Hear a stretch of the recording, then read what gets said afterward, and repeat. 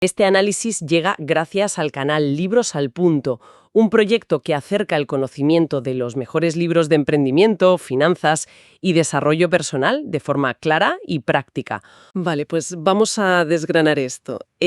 A ver, cuando uno se rompe un hueso, la radiografía es categórica, o sea, ¿hay rotura o no la hay?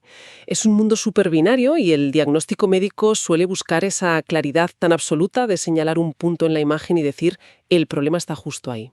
Claro, y el cerebro humano adora esa certeza.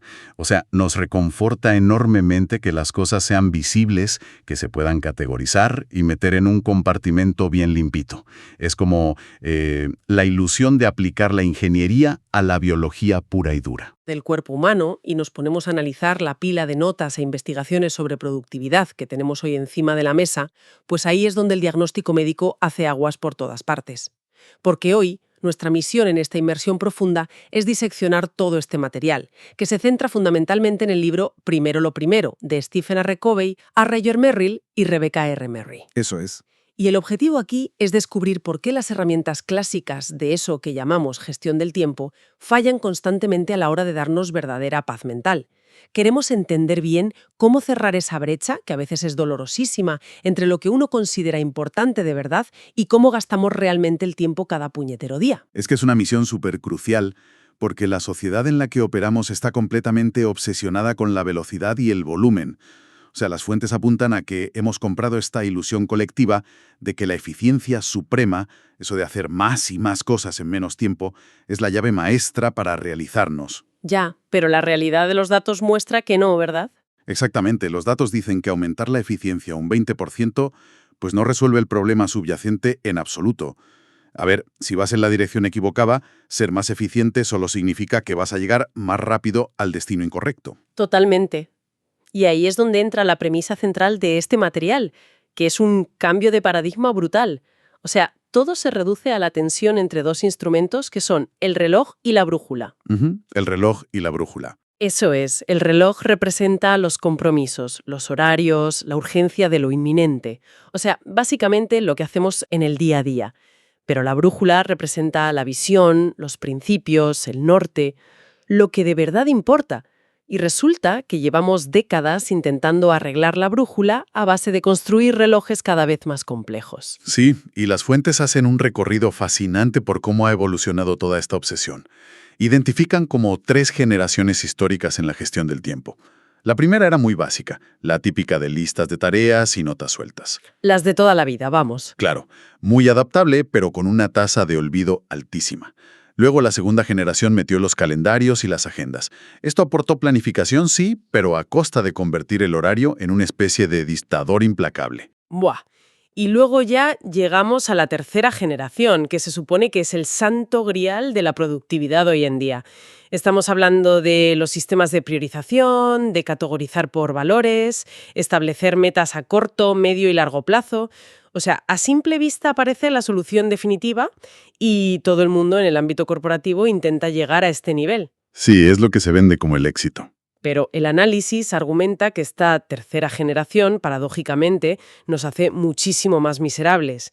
Y a ver, ¿cuál es el mecanismo psicológico detrás de este fracaso estrepitoso? Pues el fracaso radica en que esta tercera generación se sostiene sobre una falacia gigante que es la ilusión del control. Asume que el tiempo y la vida humana se pueden someter por pura fuerza bruta de eficiencia y planificación extrema. Ya, hiperplanificarlo todo. Exacto.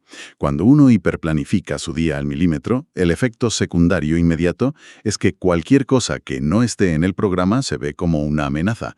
Y en la vida real, adivina qué suelen ser esos elementos no programados. ¿Otras personas? Seguro. Exactamente. Otras personas.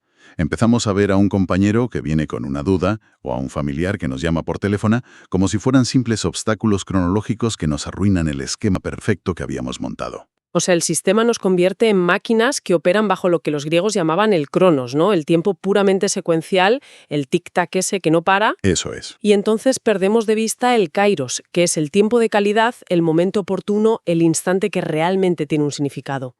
De hecho, en las fuentes hay una anécdota que ilustra esta fricción a la perfección con la historia de María, la hija de uno de los autores. Ah, sí, la historia de María es buenísima. Ella acababa de tener a su tercer hijo y estaba al borde de las lágrimas, súper frustrada, porque sentía que sus días no eran nada productivos. O sea, no estaba tachando cosas de su lista perfecta de tareas de tercera generación. Y la respuesta que recibió en ese momento de crisis resume todo el conflicto. Le dijeron, mira, olvida el calendario por completo, relájate y simplemente disfruta de la presencia del bebé. Rígete por tu brújula interna en esta etapa de la vida y pasa del reloj colgado en la pared. Porque el bebé no era una interrupción en su horario. El bebé era la prioridad absoluta que marcaba su brújula. Es que es como, no sé, como intentar llegar a Detroit usando un mapa súper detallado, pero de Chicago. Te puedes esforzar muchísimo en tu actitud, ser súper positivo, comprarte un coche deportivo más rápido y optimizar la ruta para no pillar ni un semáforo rojo. Claro, máxima eficiencia. Pero el problema no es cómo conduces o a qué velocidad vas. El problema es que tienes el mapa equivocado en las manos. Ese esfuerzo constante lo único que hace es acelerar el desastre de acabar en la ciudad que no es. Totalmente. Y lo que es de verdad perturbador cuando profundizamos en las notas no es solo que usemos el mapa equivocado, sino por qué a nivel bioquímico nos negamos en rotundo a soltarlo. Resulta que la urgencia constante actúa literalmente como una adicción. ¡Ostras! Y no es una simple metáfora literaria, ¿eh? Los mecanismos neurológicos son exactamente los mismos. La adicción a la urgencia es un concepto que resuena muchísimo. En el material analizado cuentan una confesión que a mí me puso los pelos de punta. Un ejecutivo australiano, después de escuchar un seminario sobre esto, se levanta, suelta una risita así como nerviosa y admite delante de toda la sala: «Madre mía, no solo soy un adicto a la urgencia, es que soy un camello. Soy el traficante de mi propia empresa». ¡Buah, qué fuerte! Se dio cuenta de que él mismo inyectaba ese pánico artificial en el torrente sanguíneo de todo su equipo todos los días. Es que este ejecutivo ilustra perfectamente cómo la urgencia nos da un subidón de adrenalina que engancha muchísimo. O sea, resolver una crisis de última hora nos hace sentir como héroes indispensables. Apagas el fuego monumental y te aplauden, claro. Exacto, recibes validación social inmediata. Las fuentes destacan que esta dependencia tiene todos los rasgos de las adicciones químicas. O sea, ofrece un alivio temporal al dolor o al vacío existencial, monopoliza por completo nuestra atención y poco a poco va destruyendo las relaciones personales y nuestra capacidad de pensar a largo plazo.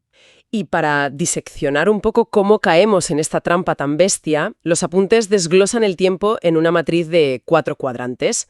El cuadrante 1 sería lo urgente y lo importante, las crisis de verdad. Las reales, sí. Luego está el cuadrante 3, que es el engaño maestro. Cosas urgentes, pero que solo son importantes para otras personas. Yo qué sé, reuniones inútiles o correos que exigen respuesta inmediata, pero que no aportan absolutamente nada de valor. El ruido del día a día, vamos. Sí. El cuadrante 4 ya es el desperdicio total, lo que ni es urgente ni es importante. Como quedarte haciendo scroll infinito en redes sociales. Y finalmente, lo que llaman el paraíso perdido, el cuadrante 2. Las cosas que son sumamente importantes, pero que casi nunca son urgentes. Y ese cuadrante 2 es literalmente el núcleo de la brújula. Ahí metemos la planificación estratégica, el cuidado de la salud física, construir relaciones profundas con la gente, el aprendizaje continuo. Y el mecanismo es muy simple pero demoledor. La única manera de reducir el volumen de crisis del cuadrante I es invirtiendo tiempo de forma proactiva en el cuadrante 2. Prevenir el incendio en vez de comprar extintores más caros, no. Exactamente esa es la idea. Pero el drama es que nuestra adicción a la urgencia nos empuja todo el rato al cuadrante 3 y nos hace creer, por todo el ruido que genera, que estamos salvando vidas en el cuadrante I. Vale, pero ahora, haciendo una lectura un poco crítica de esto, alguien podría saltar y decir: oye, ¿pero acaso no es en el cuadrante 1 donde transcurre la vida real y tangible? Piensa en una sala de emergencias, en los médicos cirujanos, en los bomberos u equipos de rescate. Claro, claro. Toda su carrera profesional habita en el cuadrante 1, lidiando con urgencias vitales. ¿Significa el análisis que su manera de operar está mal por definición? No, para nada. Y esa es la distinción vital que hacen los autores aquí. Operar en el cuadrante 1 no es perjudicial si estás ahí por elección consciente y porque responde a un propósito genuino. El daño estructural de verdad ocurre cuando te arrastran a ese cuadrante de manera reactiva. Por no haberte preparado antes, quieres decir. Exacto. Impulsado puramente por falta de preparación y por esa adicción de ir siempre al límite. Cuando tu vida entera es una cadena ininterrumpida de crisis que te has provocado tú mismo por no prevenir, pues el sistema nervioso colapsa. Lógico. Y la respuesta psicológica a ese agotamiento extremo es buscar un refugio a la desesperada en el cuadrante 4. O sea, después de pasarte toda la semana apagando fuegos en la oficina, tu cerebro te pide anestesia a gritas. Y eso se traduce en tirarte el fin de semana entero consumiendo contenido basura sin asimilar nada, solo para sobrevivir al lunes. Es un ciclo tóxico de agotamiento y anestesia brutal. Entonces, la salida de este bucle requiere mudar la residencia principal al cuadrante 2 para cultivar lo importante. Pero claro, la palabra importante es un saco sin fondo enorme. Si no definimos esto con mucha precisión, corremos el riesgo de volver a las prioridades vacías de la tercera generación. Y para anclar esto a la realidad, las fuentes lo vinculan a 4 necesidades humanas fundamentales, que son innegociables. La primera es la necesidad de vivir, que engloba el bienestar físico y la estabilidad económica. Vale, ¿la base material? Sí. La segunda es la necesidad de amar, que es todo el tejido social y relacional. La tercera es aprender, que incluye el desarrollo mental y psicológico. Y la cuarta es la necesidad de dejar un legado, que sería la dimensión espiritual o la búsqueda de un sentido mayor. Y el texto advierte de forma súper tajante que ignorar cualquiera de estas 4 dimensiones crea un agujero negro masivo. O sea, si tienes una crisis económica severa o un colapso de salud, ese agujero se chupa toda tu energía vital y es imposible que te pongas a pensar en dejar un legado o en cuidar a los demás. Claro, imposible. Pero cuando logras equilibrar todo esto y lo orientas a un propósito que te trasciende, dicen que se enciende lo que denominan un fuego interior incombustible. Un fuego que, ojo, para mantenerlo controlado y útil, requiere alinear nuestras decisiones con los principios del norte verdadero. Y aquí hay una disociación conceptual en las notas que me parece súper reveladora. La diferencia tajante entre valores y principios. Sí, porque solemos usarlos como si fueran sinónimos en la sociedad y no lo son para nada. Para nada. Los valores son constructos internos. O sea, una mafia o una organización criminal puede valorar enormemente la lealtad y el beneficio económico. Esos son sus valores. Ya. Pero los principios son leyes externas. Son universales e inmutables. Son tan reales e implacables como la ley de la gravedad, vamos. La integridad, la confianza, la justicia humana. Esos son principios. Si tus valores internos entran en colisión con estos principios eternos, pues que tu calidad de vida se desplome es solo cuestión de tiempo. Es una distinción tremenda. Y para visualizar la fuerza de estas leyes inmutables, el material hace una analogía buenísima contrastando la ley del colegio con la ley de la cosecha o la ley de la granja. Y esa parte es clave. Porque en un sistema artificial inventado por nosotros, como puede ser la estructura académica, tú puedes hacer trampas al sistema. Tú puedes aplicar la ley del colegio, que es no ir a clase en todo el semestre, pegarte el atracón estudiando de forma compulsiva la noche antes del examen y aprobar con nota. El famoso empollar en el último minuto, sí. Exacto. De hecho, Covey cuenta que él sobrevivió así los primeros años de universidad. Pero la biología no perdona. Cuando intentó replicar ese modelo de estrés extremo en el posgrado, el cuerpo humano, que sí se rige por leyes naturales, le pasó la factura y acabó ingresado en el hospital con una colitis ulcerosa grave. Es que en una granja de verdad, en la naturaleza, los atajos no existen. Es materialmente imposible que se te olvide plantar las semillas en primavera, pasar del riego todo el verano y salir al campo en otoño pretendiendo trabajar sin descanso 48 horas seguidas para recoger una cosecha milagrosa. La naturaleza exige su proceso continuo. No puedes someter el crecimiento orgánico a la eficiencia acelerada. Y aquí es donde la cosa se pone realmente interesante. Porque cuando llevas esta realidad biológica a la vida cotidiana, la claridad te arrolla. A ver, todos hemos presenciado intentos de aplicar la ley del colegio a las relaciones personales más íntimas. Uy, sí, seguro. Es muy fácil usar un atajo social y fingir empatía en una cena de compromiso de 20 minutos. Pero resulta absolutamente ridículo y destructivo intentar empollar la comunicación en un matrimonio que lleva años distanciado. Totalmente. O pretender arreglar la crianza de un hijo adolescente en una sola charla de madrugada porque ha habido un problema grave. El tejido humano requiere el ritmo orgánico y la dedicación diaria de la ley de la cosecha. Y comprender que no hay atajos nos lleva a la pregunta operativa. Porque si la eficiencia a corto plazo no vale para lo importante, ¿qué herramientas tangibles tenemos los humanos para cultivar esa granja a largo plazo? Pues las fuentes nos dicen que nuestra principal ventaja evolutiva está en esa fracción de segundo que existe entre un estímulo externo y nuestra respuesta. Ese pequeño espacio, ¿no? En esa pequeña brecha, justo, habitan los 4 dones humanos fundamentales, que son los que nos permiten elegir basándonos en la brújula y no en la urgencia. Pues vamos a desgranar cómo funcionan en la práctica, porque no son conceptos nada abstractos.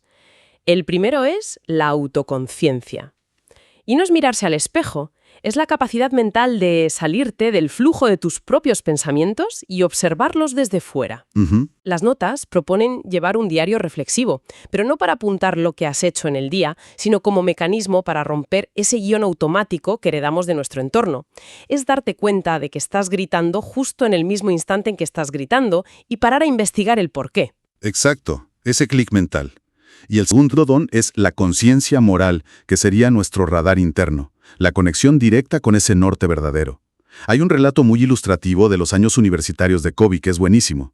Estaban en un debate súper acalorado sobre la nueva moralidad, y había un estudiante defendiendo con una retórica brillante el relativismo ético absoluto, diciendo que todo dependía del contexto y que no había realidades firmes. Que no hay verdades y todo eso. Eso es.